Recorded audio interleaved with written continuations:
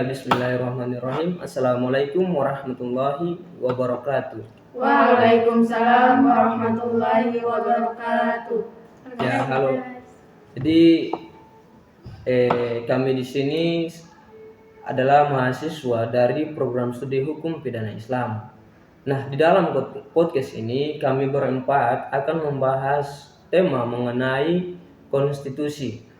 Nah, sebelum masuk ke pembahasan atau tema kami, alangkah baiknya pertama-tama kami akan memperkenalkan diri kami.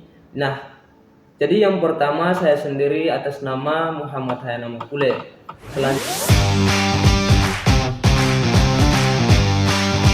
Selanjutnya untuk di samping kiri saya dengan siapa? Sari Salwara Brusun. Ya. Ya, selanjutnya Saya Uswatun Bahtar.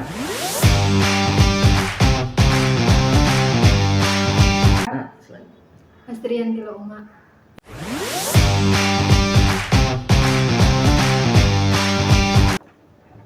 Ya, teman-teman, selanjutnya masuk ke pembahasan yaitu dengan tema konstitusi.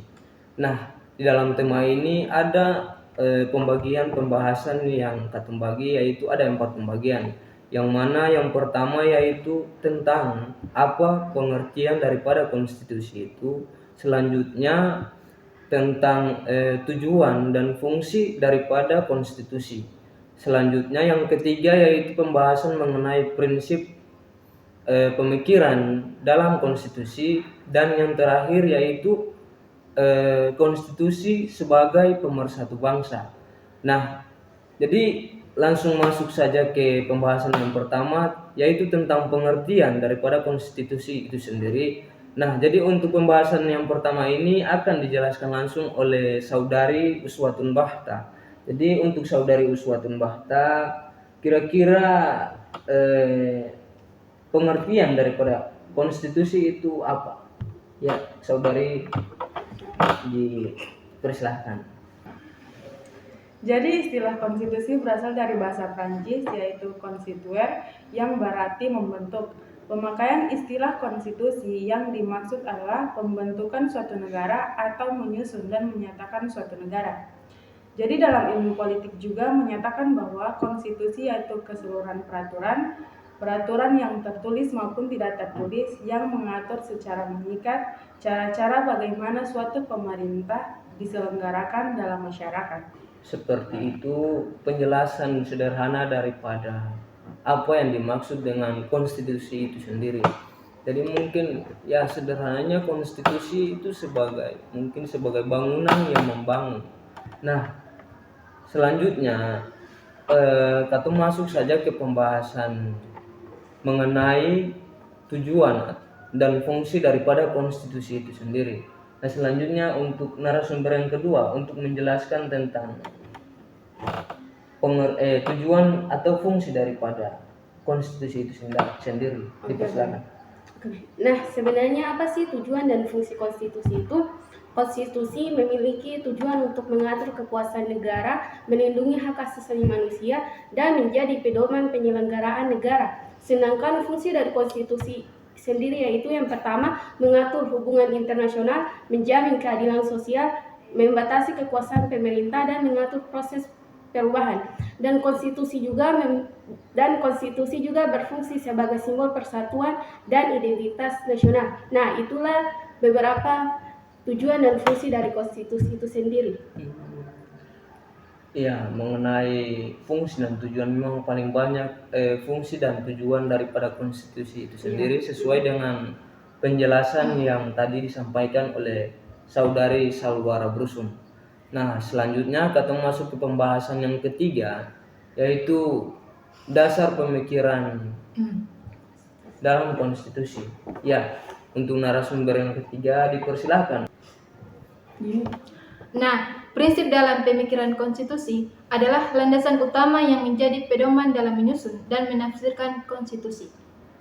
Prinsip dasar konstitusi dianggap sebagai institusi dasar dalam membentuk, melakukan rekayasa dan elemen memperkuat fondasi dasar-dasar negara, akan tetapi terjaga untuk membentuk untuk membentuk kerangka kerja yang kuat bagi suatu negara dalam mengatur kehidupan berbangsa dan bernegara harus memiliki beberapa prinsip dalam konstitusi.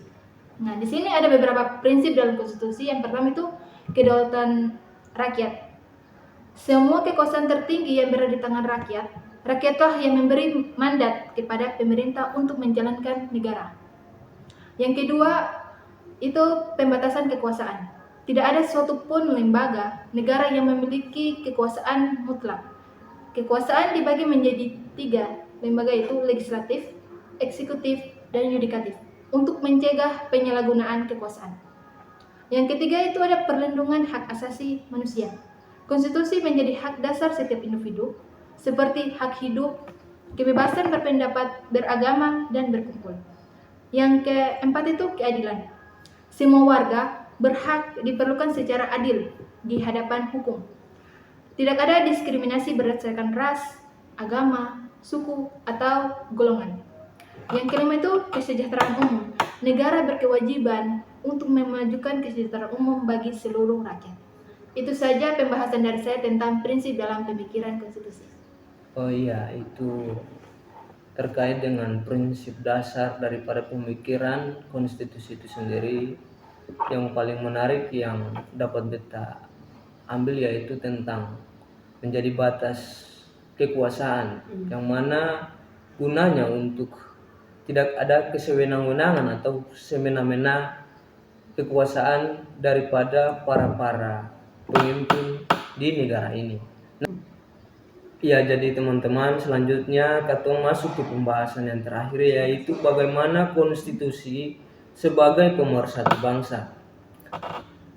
Nah, berbicara tentang bagaimana konstitusi sebagai pemersatu bangsa, jadi Brian Thompson dia secara sederhana menggambarkan pengertian daripada konstitusi, yaitu konstitusi dapat diartikan sebagai sebuah dokumen yang berisi tentang aturan-aturan untuk menjalankan organisasi. Nah, pada dasarnya negara atau bangsa adalah sebuah organisasi yang besar. Makanya pada umumnya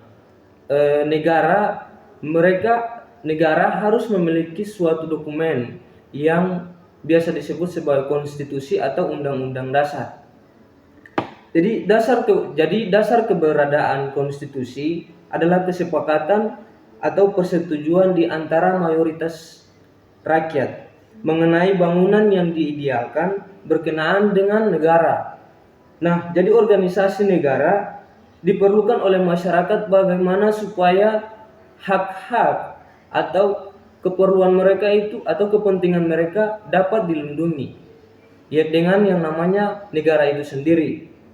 Maka disinilah dapat kita lihat bagaimana peran strategis konstitusi sebagai pemersatu bangsa. Jadi teman-teman, mungkin seperti itu penjelasan singkat dari kami berempat mengenai konstitusi. Nah, semoga dari apa yang kami telah sampaikan bisa bermanfaat bagi kita semua. Sekian dan terima kasih. Jangan lupa apa? Like, comment, And subscribe. bye. Assalamualaikum warahmatullahi wabarakatuh.